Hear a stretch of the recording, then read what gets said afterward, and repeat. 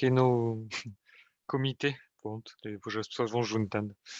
Pronto, então hoje vamos ter o evento um pouco mais diferente, tipo workshop com o Taylor, então, ele também ele vai se apresentar, mas trabalha na Itaú, que é um dos grandes bancos no Brasil, e tem experiência de integração de Kafka, entre outros assuntos, mas depois ele pode explicar melhor o que é que faz, portanto, e hoje vamos ter o evento em duas partes, portanto, uma primeira parte de apresentação sobre padrões de integração que permite integrar negócios externos, mas então o Taylor vai explicar melhor, mas já vai trazer bastante conhecimento nesta área.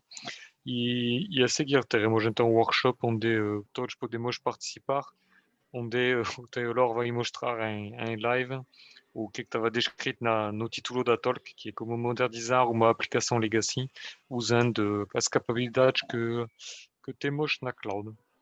Pronto, por isso, a nível de perguntas, enquanto estamos poucos, acho que estão à vontade para falar se quiserem, mas o melhor é pôr a questão no chat, e assim, quando o Taylor quer fazer uma pausa ou quer responder no fim, ele fica mais à vontade no discurso. Pronto, por isso, podes começar, Taylor, então. Legal. Oi, Uhum, pessoal, tudo bem? Boa uhum, tarde, bom dia, boa tarde, boa noite, né? Quem está em uhum, algum lugar conectado. uhum. Eu sou o Taylor Moraes, Tech Manager aqui do Banco Itaú. Atualmente, deixa eu mover um slide, ok. Uhum, Enxergo minha tela? uhum. É, sim, estamos a ver. Bom, eu sou o Taylor Moraes, sou um profissional da área de tecnologia com mais de 20 anos de experiência. Já trabalhei aí em algumas áreas como propriedade intelectual, trabalhei um bom tempo no comércio varejista, né, e na parte de automação comercial, e-commerce, né, em instituições financeiras, tá? Sou um profissional que tem origem em developer, então, desde o começo de carreira como desenvolvedor e, consequentemente, a engenharia, arquitetura. Atualmente, eu sou gerente de engenharia de tecnologias de integração, trabalho aqui no Banco Itaú. O Banco Itaú é o maior banco da América Latina, 60 milhões de clientes aí espalhados ao longo do Brasil e do mundo, tá? E nesse contexto de Itaú, eu sou o tech manager de uma comunidade. Lá nós trabalhamos um conceito já de comunidade ágil, de entrega de valor por propósito. Então, nós temos um time dedicado para tecnologias de integração. Tem muito aqui conectado com o que a gente vai passar aqui no material. E eu sou o tech manager dessa comunidade aí, responsável por todas as tecnologias de integração do Banco Itaú como um todo, tá? Aqui, pessoal, para a gente brincar aqui no final e botar a mão na massa, um hands-on aqui do que a gente tem de tecnologia de integração, vou convidar vocês aí para participar, apontar o celular para esse QR Code, escanear aqui essa foto, e vocês vão entrar no sandbox da empresa Apósitos, tá? Toda essa infraestrutura desse teste aqui, dessa demo que a gente vai fazer, foi criado com o serverless na AWS. Estou utilizando a infraestrutura da empresa Apósitos. Apósito é uma empresa brasileira que, inclusive, tem filial aí em Portugal, tá? Tem uma sede para ajudar aí a acelerar a venda e comercialização de WhatsApp Business. Eles são o WhatsApp Partner, do Facebook Partner, de números oficiais do WhatsApp. Tá? Então, a gente vai utilizar aqui o sandbox da Apósitos para a gente poder usar aqui na nossa brincadeira, tá? E a gente Uhum, entender aqui as tecnologias de integração funcionando aqui na prática. Bom, ao uhum, longo da apresentação, pessoal, vocês vão encontrar alguns QR Codes espalhados nos slides. É o mesmo QR Code desse, tá? Então, quem chegar aqui atrasado, né, quem não puder pegar agora, no finalzinho vai conseguir escanear e aí todo mundo participa até o final da demo, a gente dá um pouquinho mais de detalhe. Bom, vou falar um pouquinho aqui o que é integração, pessoal.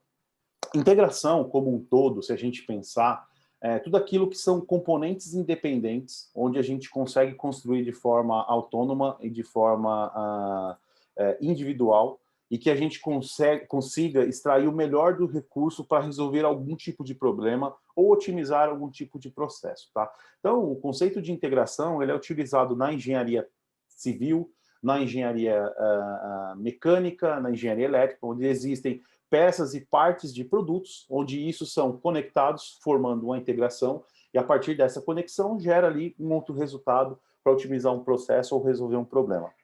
Falando de engenharia de software, né, integração de software, o que consiste você integrar componentes de software? Então, consiste você reunir elementos de software para garantir que as informações não irão se perder e que o processo dessas informações seja cada vez mais otimizado sob o aspecto de negócio.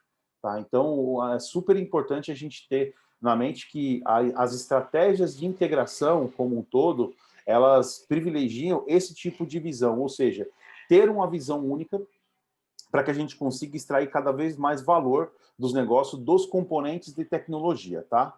Uhum. Por que a gente integra sistema como um todo? O mundo está cada vez mais conectado. Hoje, ninguém mais vive sozinho. Não existe mais aquela coisa do sistema isolado somente dentro da sua empresa. Os sistemas eles precisam ser conectados e precisam estar integrados de alguma forma com alguma plataforma, com algum tipo de sistema fora, mundo afora. A gente precisa cada vez mais garantir a experiência dos clientes, então, com interfaces distintas. O cliente ele quer ter a interface no celular para rodar um aplicativo, ele quer ter o mesmo tipo de funcionalidade na tela da internet, e hoje até em experiências como o IoT. Então, ter uma visão de componente, de reuso, isso acelera de forma ágil, descomplicada e mais smart os nossos desafios de tecnologia. Tendo peças e padrões, a gente começa a avançar em alguns ganhos, como reuso de serviço, onde eu consigo construir um componente técnico, onde eu consigo construir uma interface que possa ser reutilizada, seja internamente na minha empresa, seja fora, isso vai me dar o famoso save the money, ou seja, eu não fico reinventando a roda a cada projeto. E garantir que esse padrão e essa integração funcione bem é um grande ganho aqui de integrar sistemas com estruturas padronizadas. E outro ponto, quando você tem uma visão de padronização dos sistemas e tem uma visibilidade das features, você começa a aproximar pessoas de negócio e técnico com a vantagem, onde negócio começa a enxergar os seus componentes, sabe o que ele pode utilizar, é padrão e começa a trazer um ganho para toda a corporação como um todo.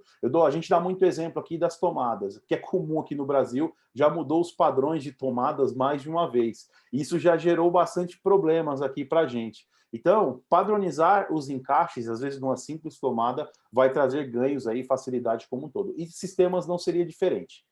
Quando a gente olha um emaranhado de fios desse, uma conexão, uma integração dessa, chega a dar arrepios. Você vê que tudo isso aqui funciona, sabe lá como que funciona uma integração de network de cabos desse jeito.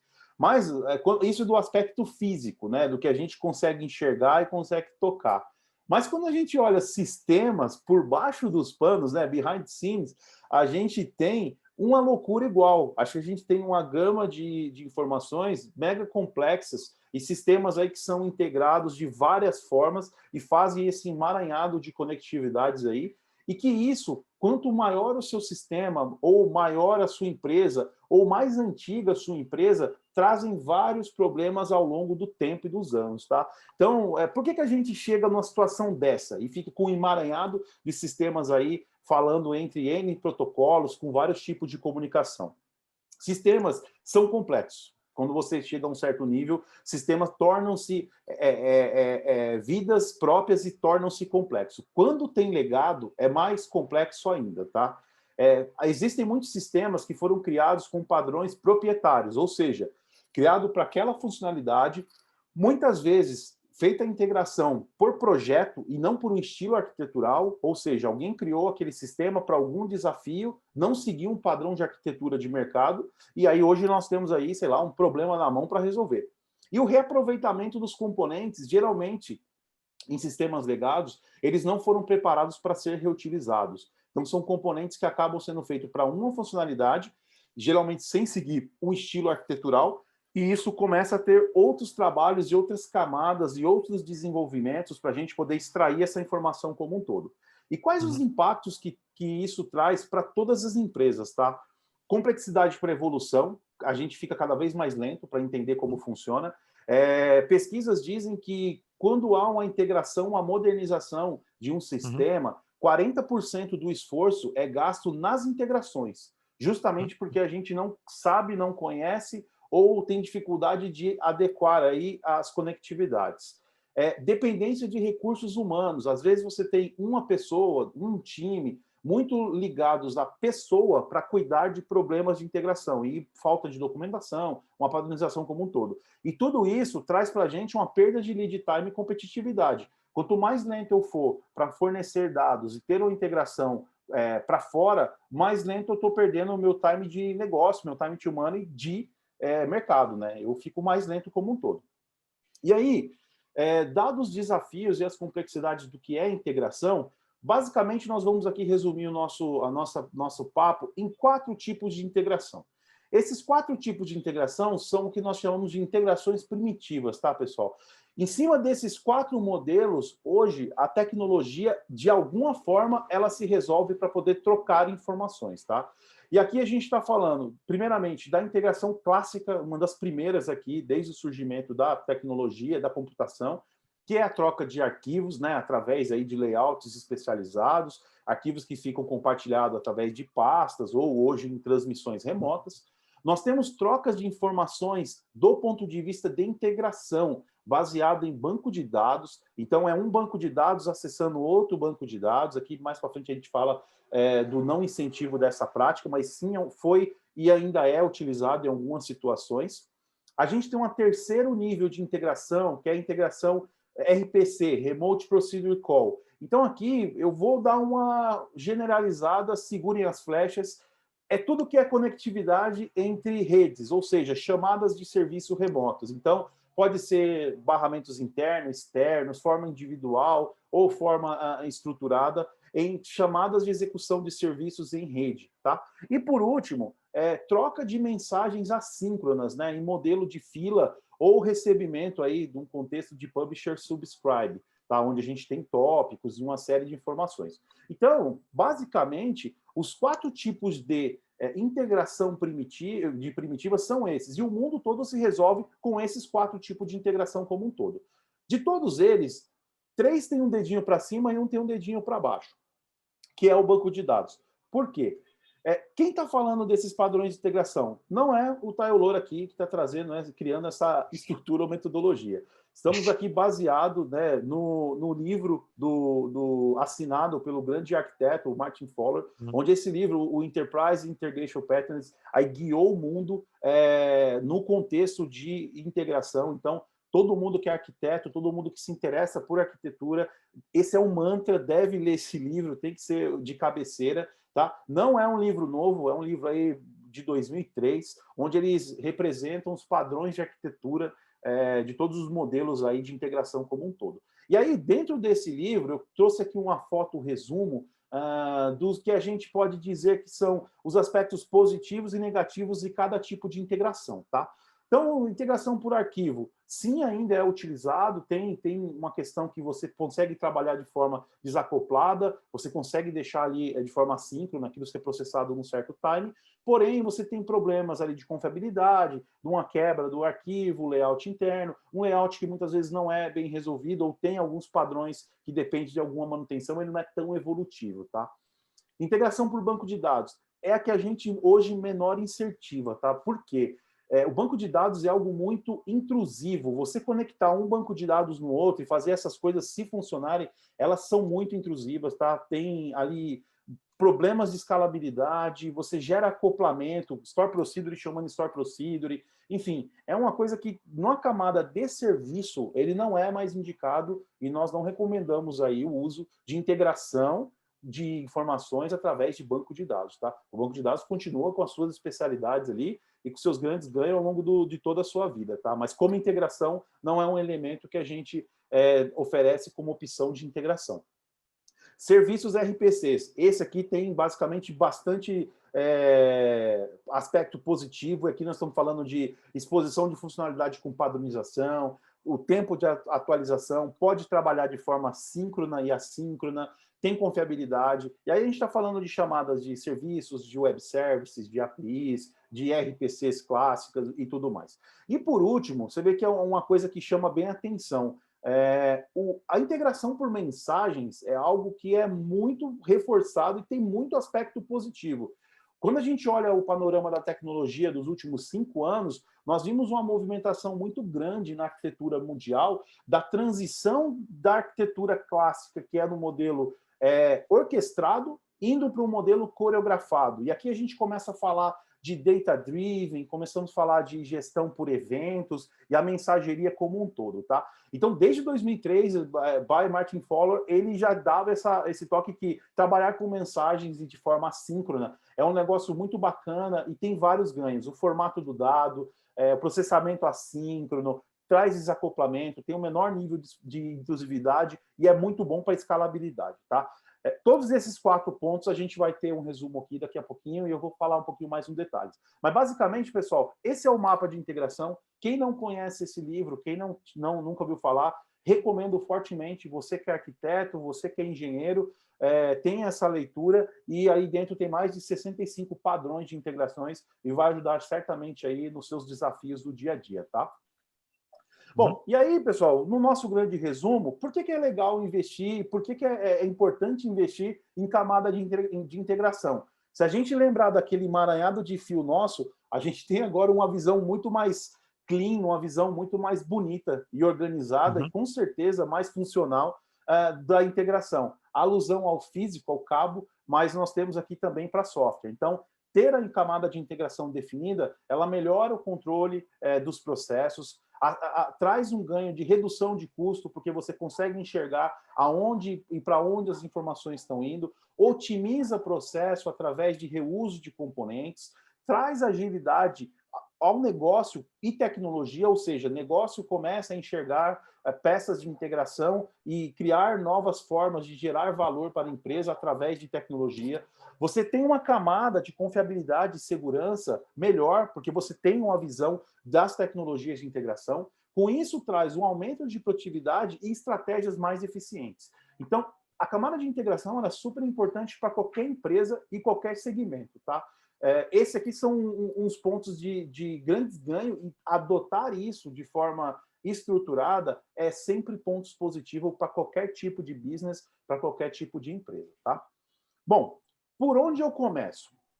Quando a gente fala de tecnologia de integração, às vezes fica um negócio muito solto e eu tenho certeza que cada um de vocês tem desafio de integração, tem sistemas que conversam entre sistemas em outras camadas e de alguma forma toca num desses capítulos. Empresas que estão começando a falar e discutir a integração como um todo, uma grande referência é você buscar ali o The Open Group. Geralmente isso aqui é um capítulo que arquitetos enterprise e arquitetos que cuidam da parte da visão negócio, processo, serviço e componente estudam. O The Open Group ajuda e tem muito material, muito guias, o próprio The SOA Reference, muito utilizado ali na década de 2000, eles são responsáveis por manter essas camadas, tá? Então, quando a gente começa a pensar na nossa empresa, pensar em camadas, é super importante você usar uma base, uma referência dessa, para que você identifique a sua empresa em camadas e você consiga quebrar isso em serviços. E aí a gente começa a falar agora, sair um pouco mais do abstrato e começar a entrar mais no técnico. Então, a gente começa a falar da camada de integração entre building blocks, ou seja, entre peças técnicas, que inclui mensagens, transformação de mensagem, o CEP, né, o Complex Event Process, composição de serviços, Service Discovery e tudo mais. Então, aqui, esse é um capítulo importante para você, arquiteto, que está começando na jornada de integração, identificar na sua empresa quais são as camadas de processo e ter isso como um guia de referência para você evoluir. Um segundo ponto que é importante para você ter é consultar o Gartner. O Gartner é um grande grupo aí, uma grande referência para que a gente consiga evoluir de forma mais estruturada e mais assertiva, digamos, para a adoção de tecnologias ou de padrões. Então, o Gartner tem muitos estudos, e o Gartner acompanha ano a ano a evolução de praticamente todos os viés aí de tecnologia, e para a integração também tem um capítulo, existem capítulos especiais para isso.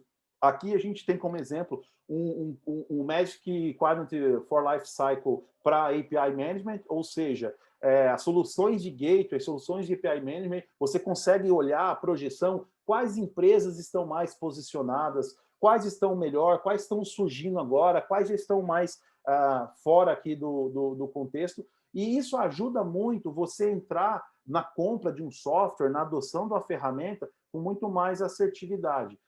Tira um pouco a questão do early adopters, ou seja, você às vezes entrar de cabeça num padrão que ainda não está maduro no mercado, ou não tem alguma empresa, ou grandes empresas trabalhando, consórcios open source, evoluindo e crescendo, tá?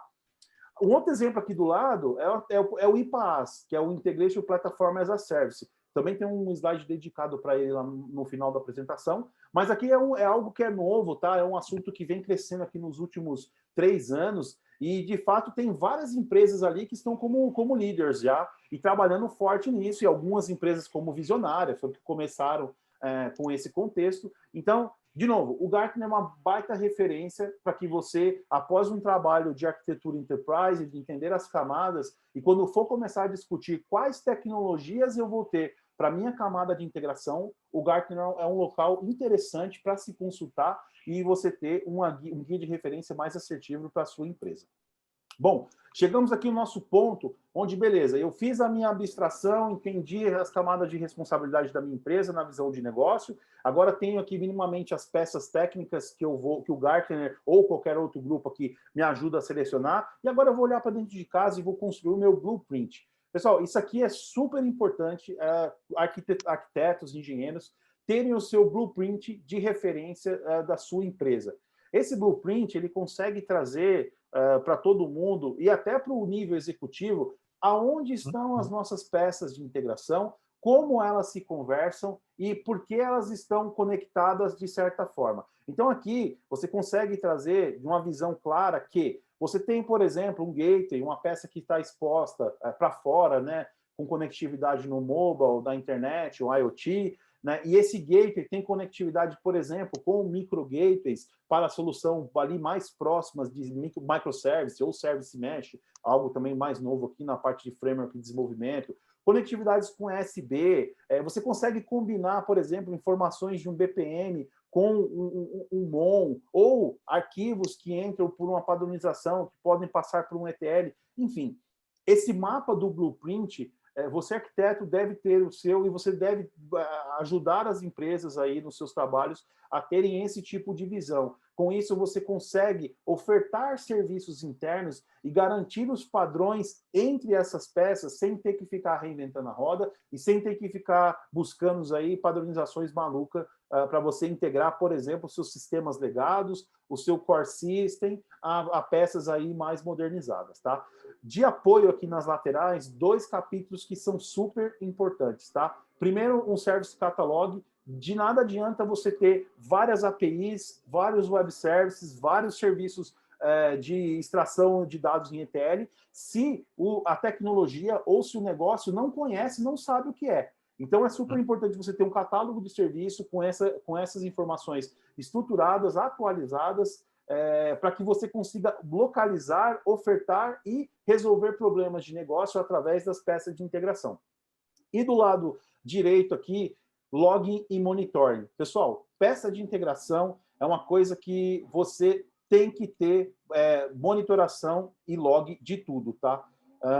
É algo muito importante você ter a monitoração das peças, porque middleware está sempre no meio do caminho. A dúvida, quando a informação vem do consumidor e vai lá para a origem, o middleware é sempre a primeira peça que é culpada de não entregar a informação. Então, é super importante ter uma camada de login e de monitoring, um capítulo aí de SRE, né, de Site Reliability Engineer, nas camadas de integrações, tá? Vou avançar mais um aqui, pessoal. Vamos falar agora o clássico, integração por arquivo. Então, segundo o Martin Fowler, né, integração por arquivo, todas as aplicações que produzem aí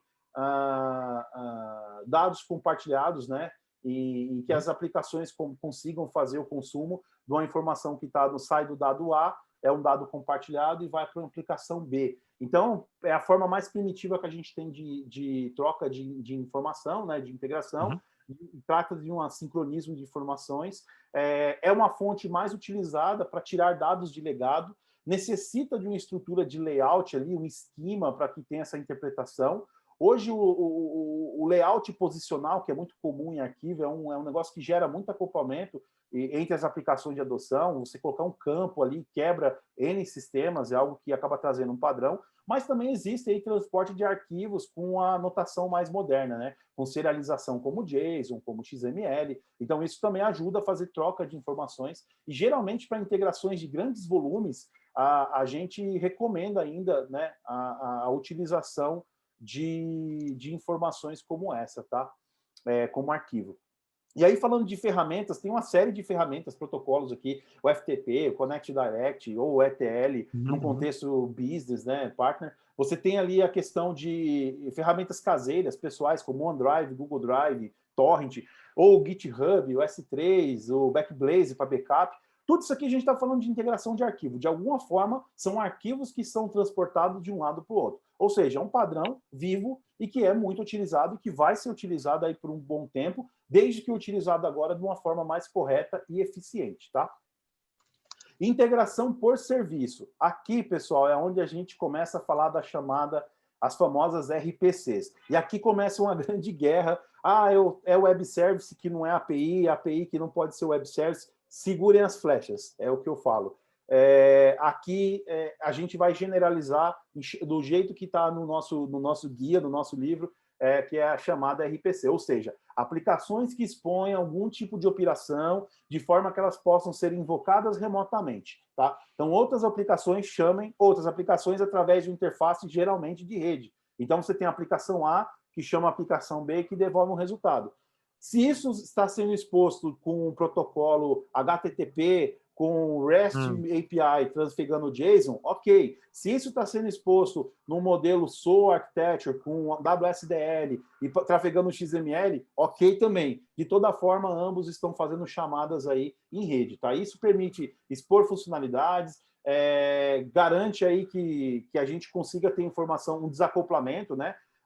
Bacana ainda, se for no modelo de API, você consegue ter um melhor desacoplamento do que com web service, né? APIs RPCs e APIs REST não são a mesma coisa, mas vêm da mesma origem, tá? Aqui é só o ponto que eu reforço. E tanto o REST quanto o RPC não são exclusivos do protocolo HTTP, tá? Você consegue trafegar esse tipo de informação em outros Uhum. tipos de protocolo. Hoje já tem GraphQL e outras Uhum. formas aí de troca de mensagens nesse contexto de serviço. E aí, pensando em barramento de serviço, a gente chega aqui no nosso clássico, nosso ESB, Enterprise Service Bus.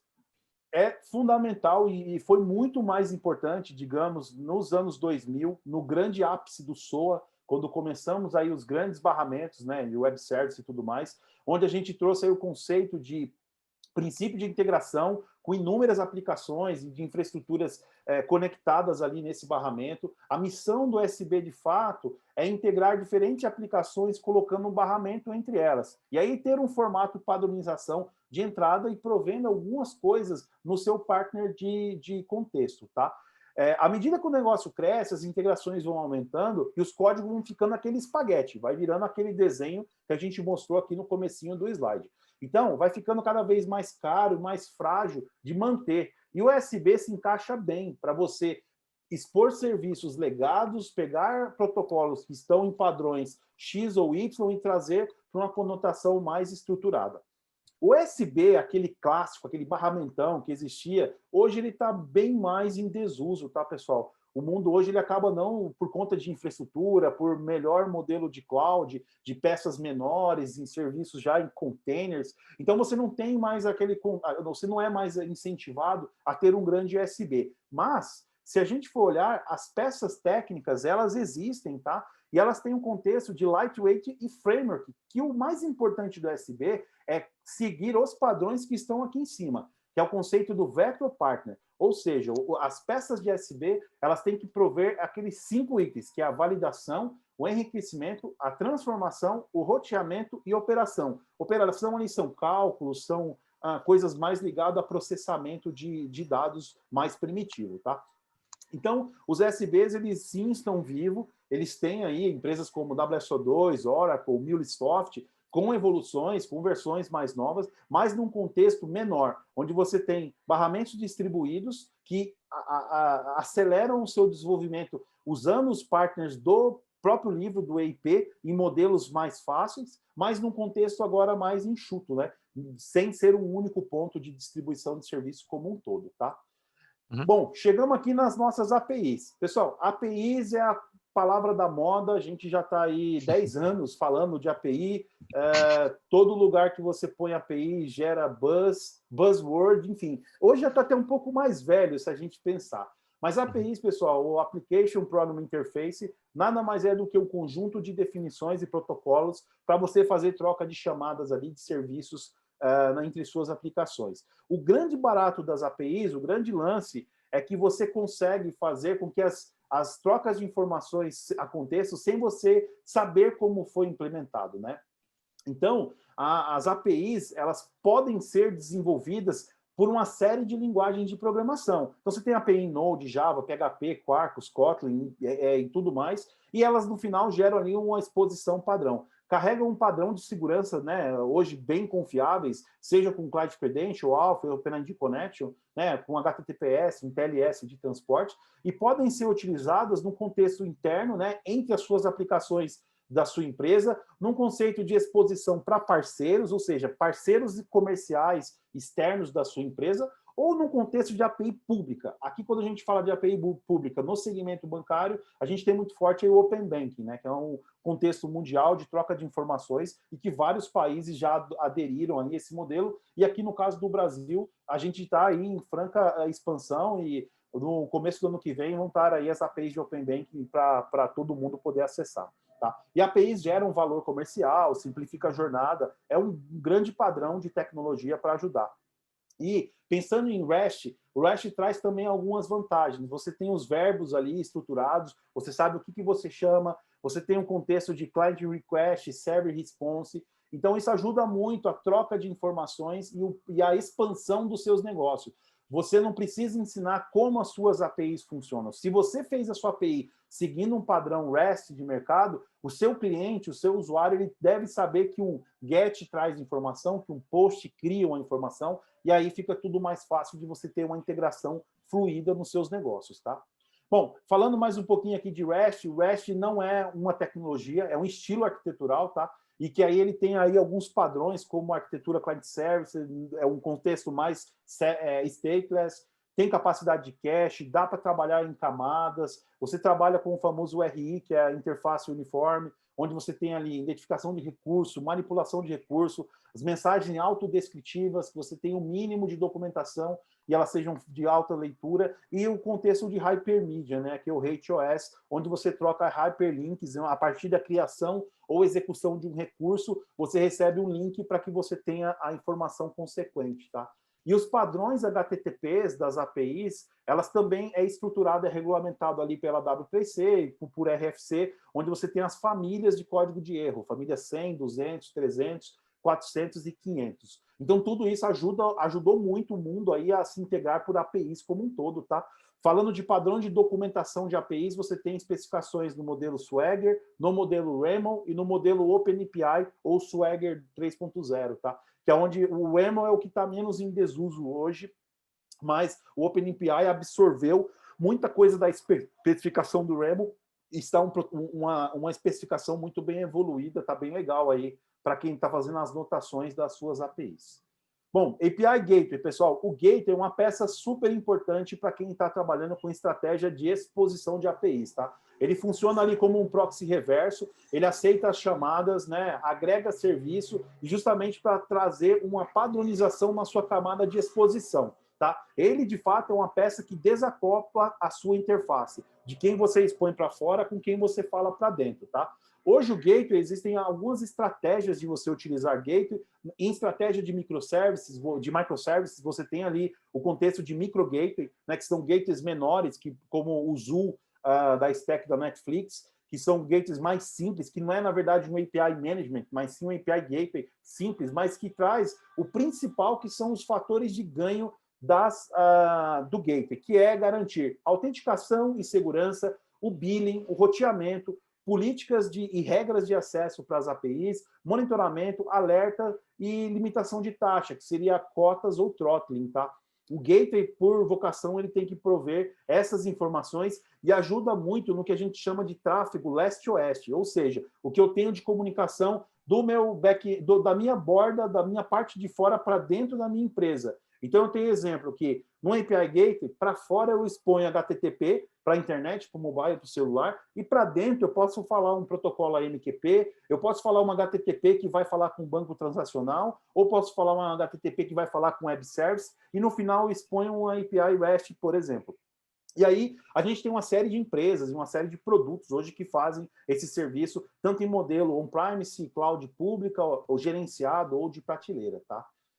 Mensagem, pessoal. Chegamos aqui no ápice do que o Martin Fowler cita e gosta, e eu gosto dessa confirmação dele. As aplicações se conectam com um sistema comum de mensagem de forma a compartilhar dados e invocar operações através do uso de mensagens. Ou seja, é uma arquitetura que pensa um pouco diferente, a gente começa a trabalhar aqui orientado à coreografia, orientado a data-driven, a um modelo de event mais espalhado, onde eu tenho aplicações que geram informações num barramento, e aí as aplicações que precisam ter uma ação, que precisam ser reativas a um tipo de mensagem, ela começa a trabalhar de forma assíncrona. Então, cara, mensagens são troca de mensagem, mensagem por contexto, são a troca aí de informações em um barramento, tá? Ou seja, mensagem, comando ou evento, aqui vai cair muito na literatura de event driven, tá? Que ficam armazenados nessa estrutura até um determinado tempo, um TTL, aí, um time to live, para que aquela mensagem fique naquela estrutura. Permite que você execute uma mensagem num contexto de fila, ou você faça uma questão de broadcast aqui com o Publish Subscribe. Pode ser processada em near real time ou real time, depende da estratégia que você for utilizar as mensagens, e no padrão de near real time, ele somado a um processamento assíncrono, ele consegue trazer bons ganhos. E a maioria das tecnologias que a gente está falando aqui de ferramentas para mensagem, elas trabalham com garantia de entrega, ou seja, sucesso que sua mensagem chegou e pelo menos o seu consumidor e o produtor estão ali vivos, né? Que aquela mensagem está armazenada, tá? Peças, a gente tem uma série de opções. A gente tem o IBM MQ, o RabbitMQ, lá na AWS nós temos SQS, o próprio Kafka ou Pulsar, que é a evolução aí que vem vindo muito forte da Apache também em streaming, tá? Então aqui são uma série de ferramentas, cada uma com suas características e a sua especialidade, mas todas elas trabalham com o conceito de mensagens e mensageria assíncrona. E o grande lance de trabalhar hoje com mensagem é que a gente explode a nossa cabeça para falar sobre streaming, que é onde a gente tem ali o fluxo de milhares, de dezenas de milhões de informações por segundo. E aqui isso ativa dois paradigmas, né, do contexto de arquitetura de dados. Quais são eles? São os paradigmas de desacoplamento temporal e desacoplamento espacial. O que seria o desacoplamento temporal? É aquela grande vantagem onde tanto o remetente quanto o destinatários podem ter tempos de vidas independentes. Ou seja, eu posso produzir a minha mensagem e não necessariamente o receptor dela não precisa estar no ar, ele não precisa nem existir ou estar vivo. Então, eu posso gerar a mensagem dentro da minha janela de tempo. E quando ele estiver disponível, ele consegue capturar a mensagem e fazer o trabalho dele na sua janela de tempo. Então, isso é uma grande vantagem do trabalho hoje de streaming, o conceito de mensagerias. Já no desacoplamento espacial, vem outra grande vantagem. O remetente não sabe, não precisa saber a minha identidade. Porque hoje eu deixei a mensagem em algum barramento e alguma informação, e ele só quer pegar a informação. Da onde veio, por que veio aquela mensagem, não necessariamente é uma informação importante. Então, os participantes, ou seja, as peças que trocam essas informações, podem ser substituídos, atualizados, duplicados, migrados, sem gerar impacto. Aqui a gente começa a falar de uma democratização de dados muito legal, onde você troca informações em grandes volumes, num aspecto estruturado, desde que sem impactar nenhum modelo, nenhum tipo de time do consumidor, tá? Mensagens em streaming. Então, assim, hoje o streaming é algo que está muito em moda, volto a reforçar aqui. Isso tem um grande ganho de performance, então filas e mensagem traz aí aplicações assíncronas, né? Tem um conceito, você consegue aplicar o conceito de desacoplamento espacial e os componentes podem trabalhar de forma autônoma. Tem um conceito de Dead Letter Kill, onde são filas que você pode implementar, que por algum motivo de processamento de negócio, aquela mensagem não foi processada, você pode colocar numa fila de mortos e aquilo você pode processar num segundo tempo, ou num batch, ou num microserviço apartado, para entender por que aquela mensagem não pôde ser consumida ou absorvida ali pelo destinatário, tá? E o streaming de dados, que são informações que são geradas ali por milhares de fontes de dados diferentes, e que geram pequenas informações de dados, como log, como atividades hoje em jogos, redes sociais, serviços espaciais como um todo, para que você consiga ter um maior número de informação e tratar isso, principalmente aqui, com o conceito de machine learning e inteligência artificial. Uma peça que hoje está em voga, e aqui nós aqui do Banco Itaú, é uma das nossas especialidades aqui, minha e do meu time, é justamente trabalhar com o Apache Kafka. É uma peça que, cara, é fundamental na estratégia de streaming e na democratização dos dados. O Kafka aceita uma gama enorme de conectividades para entrada de dados e ele consegue também colocar a informação para fora de forma bem grande em vários tipos de linguagem, vários tipos de connect sourcing, consegue fazer streaming, consegue fazer SQL, uma série de coisas. É uma peça muito, muito utilizada. Todas as empresas que estão listadas aqui abaixo são empresas que utilizam fortemente, né, Powered by Kafka, e tem aí os seus negócios transformados, independente do que for. A gente tem um jornal no New York Times, o Adidas, que é uma loja de empresa de roupa, calçado, esportivo, e o Banco Itaú, ou o LinkedIn, ou a Tesla, ou a NASA, todas elas conseguem trazer ganhos para o seu negócio através de estratégia de Kafka. Então, hoje se tornou uma peça super importante na democratização das informações, na escala de microserviço como um todo, tá? Bom, chegamos aqui na nossa última parte das peças de integração, e aí são IPAAs. Pessoal, o que é o IPAAs? Esse talvez seja o conceito mais novo que a gente tem aqui em tecnologia de integração, aonde você tem uma tecnologia que consegue pegar todas aquelas outras peças que eu acabei de falar aqui, APIs, exposição de serviço em web service, mensagem exposta por filas ou por tópicos, e você consegue ter numa ferramenta geralmente utilizada com o conceito de low code ou no code e drag and drop, você consegue construir fluxos de integração, conectando peças e conectando ativos de integração num único plano, tá? Então você permite, essas ferramentas hoje tem bastante uso aí em modelo de SaaS, né? Em cloud pública, mas elas também trabalham com contexto aqui de AIP, que são Hybrid Integration Platform, onde você consegue, através dessas plataformas, integrar serviços que estão na nuvem, ali rodando em cloud pública, com seus sistemas internos. Então, através da padronização dos seus serviços, você consegue ali, basicamente, numa tela em branco, arrastando caixinhas e com o mínimo de configuração e código, fazer com que essas peças se integrem e você consegue, por exemplo, conectar uma API que tem uma informação a um fluxo de mensagerias, por exemplo, num Kafka, e você conecta ali através de arrastar 1 ou 2 cliques e você se resolve. Essa é a vocação, essa é o grande norte dessas tecnologias de IPaaS. Vem crescendo muito forte nos últimos 3 anos. Empresas como a MuleSoft, como a Oracle, a Red Hat também tem o JBoss Fuse Online, que trabalha nesse contexto. No Brasil, nós temos a Digibi, uma empresa aqui, uma startup brasileira que está crescendo bastante com esse contexto. Então, enfim, é uma grande aposta, tá, em tecnologias de integração, uma tendência mundial, muito pelo contexto que eu falei lá no primeiro slide. Aqui eu consigo ter uma paleta de componentes de serviços de integração que eu possa entregar na mão do usuário de negócio, onde ele consiga combinar 1, 2, 3 APIs e gerar uma terceira, quarta API, no contexto de um BFF, por exemplo, de um back-end for front-end, e expor essa informação para um negócio diferente. Então, é uma grande aposta, no-code, low-code é um grande diferencial para entregar valor para negócio de forma rápida e de forma fácil, tá? Então, vocês fiquem atentos em tecnologias, pesquisem sobre esse tema, é um grande ganho aí para todas as empresas como um todo, tá? Galera, vamos lá, vamos para a nossa demo aqui. Peraí, acho que eu inverti um slide, pessoal. Falta esse, deixa eu voltar aqui, estou corrigindo. Então, vamos lá, mindset da integração, os últimos recados, tá? Bom, De forma resumida, eu queria reforçar aqui o contexto da nossa apresentação. Tenha um padrão nas suas interfaces, busque um padrão de referência no Gartner, um padrão de mercado, algo consolidado, tá? Crie componentes reutilizáveis e com baixo acoplamento, encapsule funcionalidades discretas, né? Não crie seus monstrinhos aí, deixem soltos. Crie serviços de forma que seja fácil de publicar e que tenha uma interface legível para chamada remota, seja interna ou seja externa à sua empresa. Monitore tudo o que for possível e não economize em SRE, tá, pessoal? Em Site Reliability Engineer.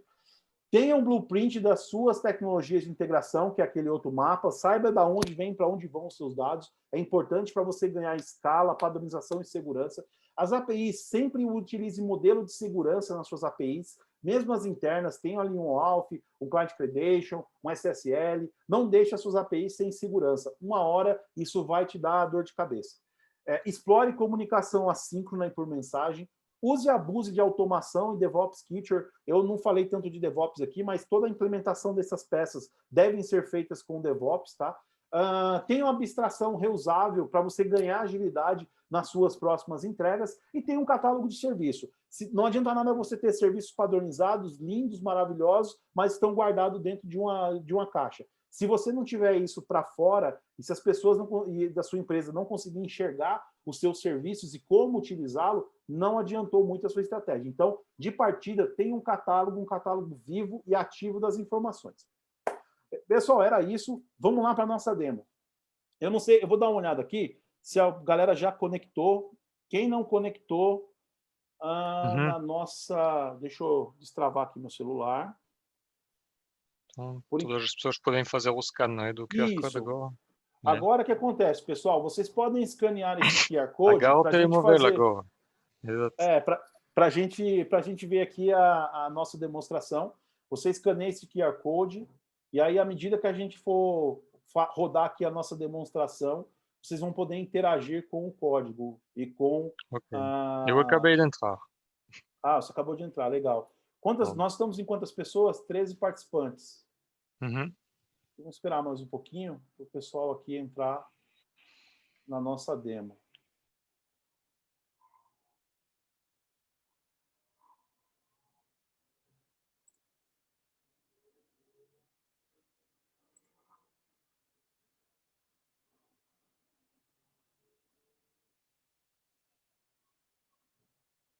Mais um entrou.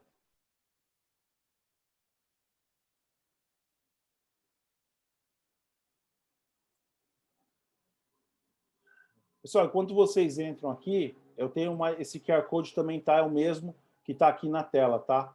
Esse QR Code aqui do canto, do lado do símbolo, tá? Eu vou explicar um pouquinho aqui da nossa demonstração, como ela vai funcionar, tá? Bom, basicamente, a gente criou uma aplicação aqui legada em Visual Basic 6, uma aplicação que usa ali uma tecnologia de 1999.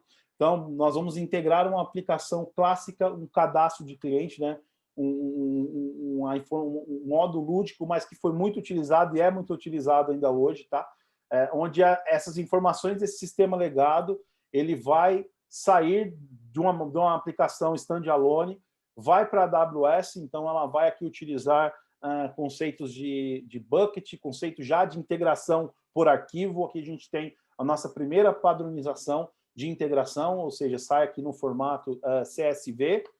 Do bucket, essa informação, assim que ela chega na AWS, ela vai estimular lambdas, e aí aqui a gente já trabalha com o contexto de serviços, o contexto já aqui quase se fosse um microserviço, já de forma reativa, para poder ler essa informação que veio de um arquivo, do nosso primeira padronização, e a partir daqui a gente guarda essa informação desse cadastro de cliente num banco de dados NoSQL, tá? Utilizando aqui os componentes do DynamoDB. E aí, pessoal, essa lambda foi feita em Python, e aí eu mando uma mensagem para vocês através de um padrão de APIs, eu conecto aqui com a empresa Positus, né? E aí, através da Positus, eu chego em vocês dando um alerta, avisando que o cliente que foi cadastrado e a informação aqui que foi imputada nessa demonstração, tá?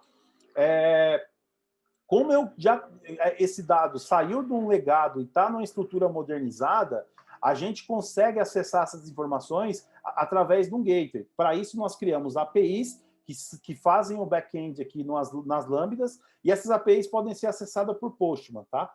Então, a nossa ideia é essa, vamos lá para a nossa demo, e que as coisas não falhem. Demonstrações, vocês sabem como são, né? São feitas para não dar certo. Vamos lá. Live demo. Exato. Pessoal, acho que quem quiser escanear, pode escanear, não tem problema, tá, pessoal? Esses números aqui não serão divulgados. No final da demo, vocês até podem ver, vocês podem sair do sandbox quando quiser aí, dando um exclamation leave, você pode sair do sandbox quando terminar a apresentação, tá? Fiquem tranquilos que isso aqui é só para nossa brincadeira aqui, tá?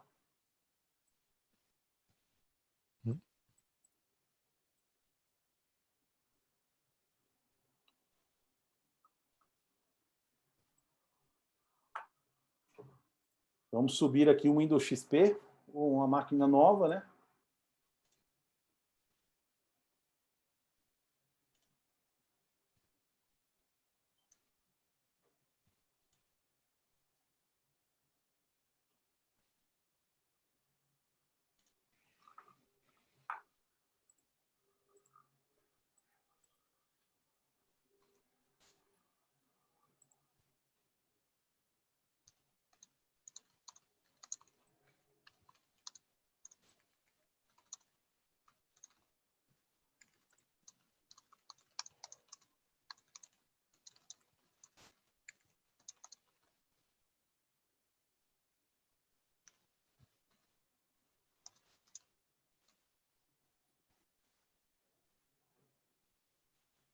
E aí aqui eu vou subir meu terminal.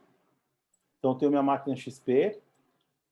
Eu vou startar aqui meu bash, tá? Que faz um file watch, que é justamente essa parte aqui. Isso aqui é um file watch, é um script feito aqui no Mac para poder monitorar a pasta que contém os arquivos que sairão do aplicação VB6, tá, pessoal?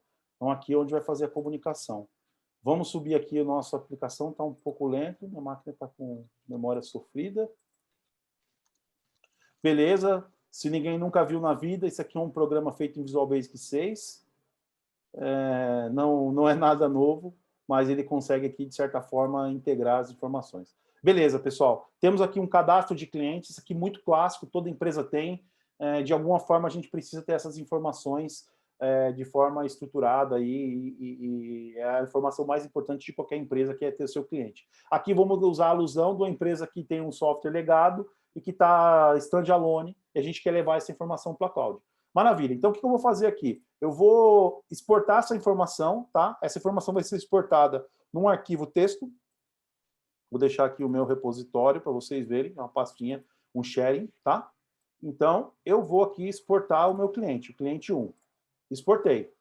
Automaticamente, esse cliente foi criado aqui, na minha pasta. O meu FileWatch já pegou o cliente 1. E se tudo deu certo, vocês já receberam um push de mensagem no celular de vocês, igual esse aqui. Confirmam, pessoal? Quem quiser abrir os microfones e falar aí, fica à vontade. Sim, sim. Confirmo. Que legal. Então a informação chegou para vocês. Saiu aqui do VB6, né? E foi parar aí na tela em qualquer lugar do planeta, que eu não faço nem ideia de onde vocês estão. Fico feliz em saber que a gente está funcionando, que a demo deu certo. Vamos mostrar aqui por onde esse caminho passou, tá, pessoal? Aqui, ó, falando de AWS, então o que aconteceu? O arquivo veio pelo FileWatch, entrou aqui no nosso bucket, tá? Esse aqui é o bucket que foi criado para essa integração com o legado, tá? A gente tem aqui essa informação, o arquivinho está aqui, o cliente 1.csv, tá? Temos uma lambda, essa lambda aqui, eu tenho algumas lambdas, tá? Eu fiz algumas lambdas em Python e uma em Node.js para comunicar com o WhatsApp. Aqui eu usei o Node só para o contexto do assíncrono e ter um pouco mais de performance para poder mandar informação. Poderia ter feito em Python, mas eu quis me desafiar aqui fazendo em Node, tá? Então aqui eu tenho a minha importação do legado, aonde eu tenho uma lambda que dentro do fluxo dela a gente tem uma conectividade assíncrona.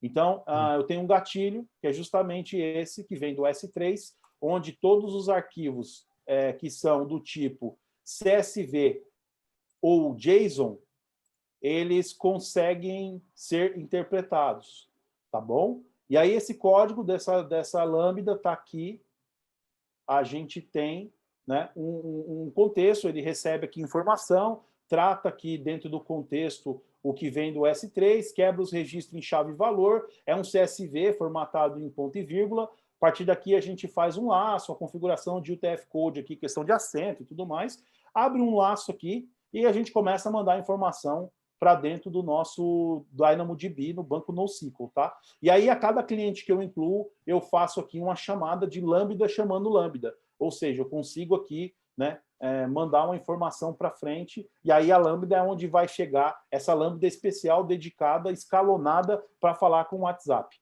A informação no Dynamo, ela está aqui. Se eu entrar aqui em Customers, eu tenho aqui nas minhas itens, meus itens, eu tenho o meu cliente. Então, saiu lá do VB6 e veio para cá totalmente estruturado, com as colunas, os data types, todos padronizados, tá, pessoal? Para fazer isso, eu tenho o meu webhook, então, eu tenho meu API Gateway, então eu tenho uma API de webhook que eu criei para pegar os estímulos e o retorno do que vocês falam no WhatsApp dentro desse sandbox. Então, quando vocês faz o subscribe no sandbox do WhatsApp, ou eu preciso mandar mensagem para vocês, eu trabalho com a API de webhook, que está conectada lá na empresa Positus, que aí faz a intercomunicação, e tenho duas APIs expostas aqui para os nossos clientes. Então, eu tenho uma API para fazer um post, né, criação de cliente, e um GET. Ou seja, a partir do momento que eu tirei o dado que estava legado dentro da aplicação VB6, eu coloquei ele para fora e agora eu tenho acesso através de um mecanismo moderno a essa informação. Toda essa solução está sendo monitorada pelo CloudWatch e aqui a gente consegue ver o log, a gente consegue ter as informações aqui de todas as mensagens, em todo o contexto, né, transacional aqui das peças, tá? Então, como a informação saiu do VB6, né, e foi aqui para a parte do modernizado, vamos chamar o Postman para a gente agora chamar a API, diretamente a API, para a gente testar aqui a nossa capacidade de mostrar informações de forma modernizada também, tá? Então, deixa eu pegar aqui o meu Postman, ele está subindo.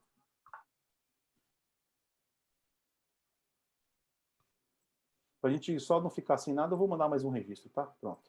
Aí. Vamos testar, ver se chega aqui.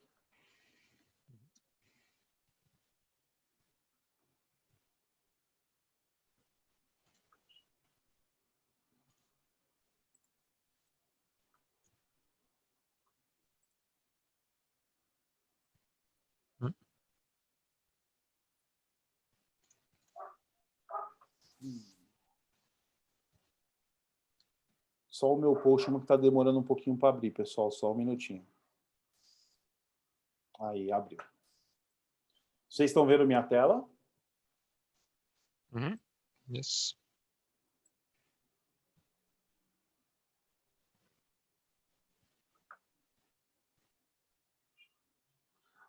Alguém de vocês já consultou o cliente? Já mandou o hashtag aí, o código, para pegar as informações? Não sei se alguém fez. Senão eu vou fazer. Só para ver se está funcionando. Eu acabei de mandar e recebi a resposta. Aqui também. Que legal. Eu estou com o Postman muito lento. Estou achando que a minha máquina está com a memória esgotada. Deixa eu tirar o QuickTime para ver se ajuda aqui. Só por um instante.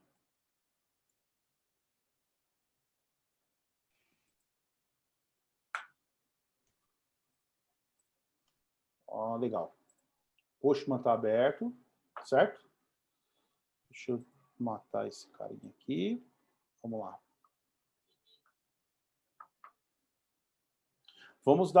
Vamos criar agora um cliente direto do Postman, ou seja, sem passar por a interface de arquivo. Então, aqui já explorando a nossa interface de integração, onde o sistema consegue interpretar arquivo ou, através de APIs, recebe o estímulo e tem que trazer o mesmo resultado.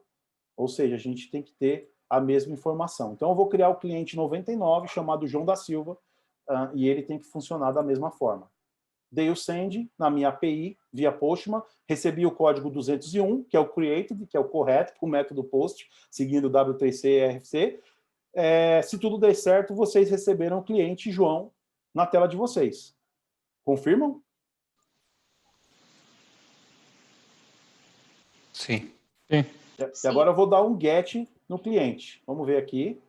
Dei um get na API. Aqui estão os dados do cliente 1. Foi o primeiro que eu mandei para vocês, que está lá no Dynamo. Vou mandar aqui o cliente 99, para vocês acreditarem que não é mocado. Isso está integrado e está funcionando.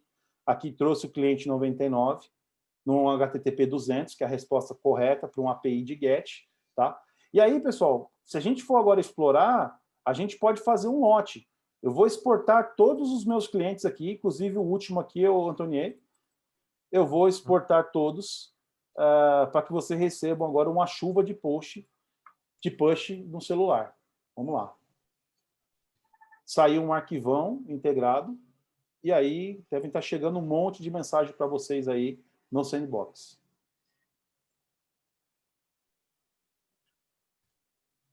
Consultar aqui o cliente o número 5, 6, que eu acabei de subir, que já está aqui a informação da dona Ana Maria, moradora de Curitiba, Brasil. E se a gente for aqui agora no nosso DynamoDB, da nossa estrutura, cadê o meu Safari? Isso.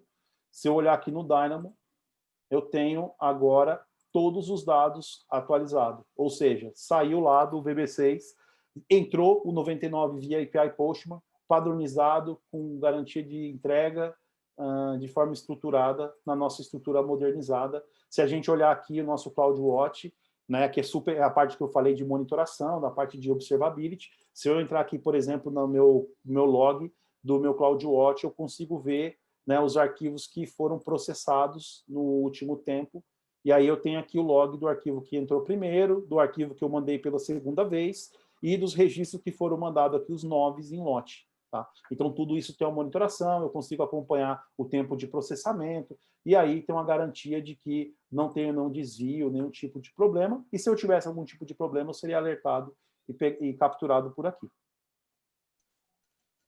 Pessoal, acho que da nossa demonstração era isso que eu queria falar para vocês, era deixar esse carinha aqui vivo e dizer que fazer uma integração dessa é um trabalho que, para mim, foram 12 horas de trabalho, não foi um tempo muito longo, tá? Todas as peças são prontas, o Sandbox da Apósitos já está lá pronto, é só configurar um API Key, conectar com o WhatsApp. As peças que eu usei todas, 100% AWS, 100% utilizado aqui pelo web browser, então nada que fosse muito complexo, tá? E o VB6, para mim, que tenho muitos anos que programei em VB6, foi uma diversão para mim voltar a fazer uma aplicação ali que gerasse algum tipo de informação, tá, pessoal? Então, o que eu deixo aqui de recado é: tecnologia de integração é importante, elas trazem valor, trazem ganho, e se usado de forma eficiente. Aqui a gente pegou uma aplicação de 1999, né, e integramos ao mundo de cloud, serverless, ao WhatsApp. Se a gente for pensar aqui num viés de negócio, eu poderia estar expondo informações de um cliente, de um contrato. Pensa em um time agora, com pandemia, remotamente distribuído, onde o WhatsApp virou uma ferramenta de comunicação, de valor para as empresas e de negócio. Então, aqui eu consigo ter de uma forma simples, teoricamente fácil e super padronizada, alinhadas as peças mais importantes de tecnologia de integração, com um meio muito fácil de utilizar, tá, pessoal? Era isso que eu tinha para falar para vocês. Pessoal, obrigado aí pela atenção de todos. Quem quiser me seguir no LinkedIn, aí vocês têm hoje 3 opções. Primeiro, se você mandar oi aí no chat do Sandbox, ele vai devolver para você o meu endereço do LinkedIn, tá? Então, vou ficar muito feliz se vocês me mandarem oi e vocês brincassem aí que agora a solução virou um chatbot. Então, você manda comando, pergunta qual que é o cliente, inclusive, quiser saber um pouquinho mais sobre mim, pelo próprio WhatsApp, eu vou te devolver o link do LinkedIn. Ficarei muito feliz de ter todo mundo aí, todos vocês, na minha rede, tá? Escanear esse QR Code ou me encontrar. Meu nome é bem diferente mesmo, é Taylor. Então, eu sou quase um hash, um MD5 de nome. Então, é fácil de vocês acharem. É isso, pessoal. Obrigado aí todo mundo. Antoninha, perguntas? Se podem fazer Acho que foi bastante interessante ver essa capacidade, não é, de digitalização utilizando a cloud e ver se que a aplicação é bastante antiga, não é? Se calhar. Depois há uma questão que pode ser mais de como que gerem isso na Itaú é como que gerem a parte de, vamos dizer, technical debt, porque basicamente estamos a ver, não é? Passamos por muitos padrões, não é, de integração. E um risco é de acumular padrões, tecnologias diferentes, etc. Portanto, como que vocês balanceam, por exemplo, apostar em inovação, novos padrões, novas tecnologias, ter um core muito robusto e sólido e também ter uma kill list de coisas antigas, etc. Portanto, Tem, como que está organizada essa governance, follow-up, etc. legal. A gente é muito grande, tem muito sistema aqui, tem muita coisa legada, J'imagine que tem ça, muita, uhum. muito software aqui novo, mas o processo de transformação nosso está muito grande. A gente acabou de anunciar aí essa semana um contrato de 10 anos com a AWS, então o Itaú agora vai, de fato, apostar aí toda a sua parte de infraestrutura e serviços na cloud pública com a AWS, numa parceria super estratégica e super inovadora aqui para o segmento bancário. Com isso, a gente vai carregar uma série de padrões e de ferramentas, inclusive esta que a gente já está aqui demonstrando. O nosso legado a gente trata com muito respeito, com muita seriedade, tem muito core banking, core system em legado, estratégia de camada de anticorrupção com APIs, né, uma camada de isolamento a gente usa como padrão, o controle de software e obsolescência, tem uma governança super pesada, para a gente não deixar nada que fique fora aí do ar e que impacte os clientes. Então, é uma estrutura bem legal e acompanhar a transformação com o legado é um grande desafio, mas a gente não para de avançar na transformação. Então, a parceria estratégica como essa da AWS é só um recado de que a gente está trabalhando aqui para o banco do futuro, né? Evoluindo e buscando aí novas tecnologias, aí, novos padrões mundialmente. Uhum. Ok. Não, muito bom. Parabéns, Teodoro. Estou muito fixe. Muito obrigado aí, Antônio, pelo espaço e fico aí à disposição do grupo. Quem quiser, de novo, me adicionar no LinkedIn, fiquem à vontade. A gente vai conversando, trocando ideia pela rede e fiquem à vontade, tá? Pra mandar alguma outra pergunta, algum comentário também.